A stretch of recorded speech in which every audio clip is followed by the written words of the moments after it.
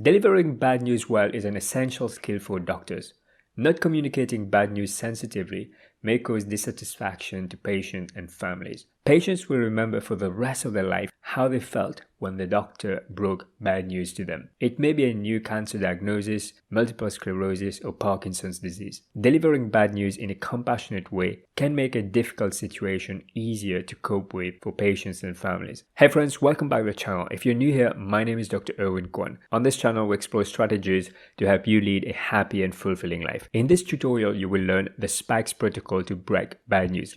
SPIKES stand for setup, perception, invitation, knowledge, emotions and empathy, and strategy and summarizing. Let's go over a case scenario. You reviewed Mr. Jones' CT, thorax, abdomen and pelvis scan report, which was arranged by your colleague to investigate tiredness and weight loss. The report revealed a malignant lesion in the right kidney measuring 2 by 1 centimeter. You need to break the bad news to Mr. Jones. How will you approach this scenario? Bad news is likely to be overwhelming for most patients. It is essential to plan the consultation to avoid pitfalls. Ideally, you should have a discussion in person. Bad news should not be given over telephone where possible. Setting up the interview.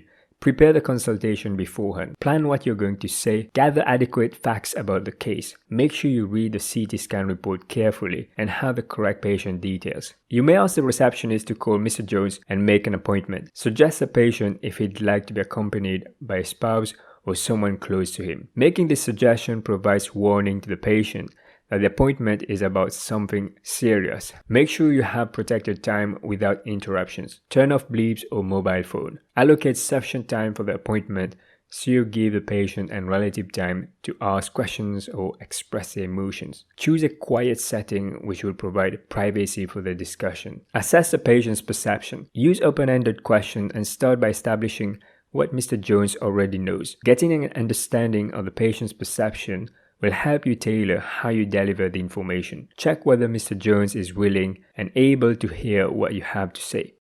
Sometimes patients may use coping strategy that leads to denial behaviors. Breaking bad news should not shatter the coping mechanism of patients. It's important to respect the level of information a patient wants to hear and support the latter in making an informed decision. Obtain the patient's invitation. Seek permission to discuss the scan report with Mr. Jones. If the patient wants to know more, use language appropriate to the patient's level of understanding. It may be helpful to reflect Mr. Jones' words and body language. Avoid using jargons or technical terms. Chunk and check. Use pauses and check their understanding. Give knowledge and information to the patient. Fire a warning shot. This prepares the patient and family that the incoming news is not good. I'm afraid the news is not good. Sharing of bad news should be done at a slow pace and based on the assessed level of Mr. Jones' understanding and level of information he wishes. Be careful in the choice of words in explaining the diagnosis and prognosis.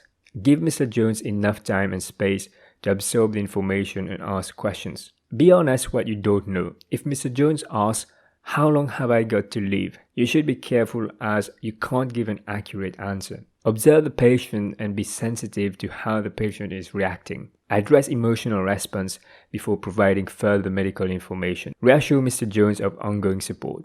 Give Mr. Jones information regarding next steps, such as follow-up appointments. If this is not possible, offer a realistic timescale of events and reviews. Inform Mr. Jones who will be in charge of his care and how he can contact the person. Address the patient's emotion and empathize with the patient. All patients are different. Patients will vary in their reaction to bad news delivered to them. This could range from silence to dramatic crying and sobbing. Encourage Mr. Jones to express his concerns and respect his wishes about how much information he is prepared to hear. Demonstrate empathy and respect. Strategy and summarizing. Summarize the main points of the conversation. Encourage Mr. Jones to express his concerns. Offer to clarify points that have been covered in case of misunderstanding. Make sure Mr. Jones has a clear understanding of the plan, including further appointment. If you found this tutorial useful, then you might want to watch another tutorial on how to deal with challenging clinical encounters.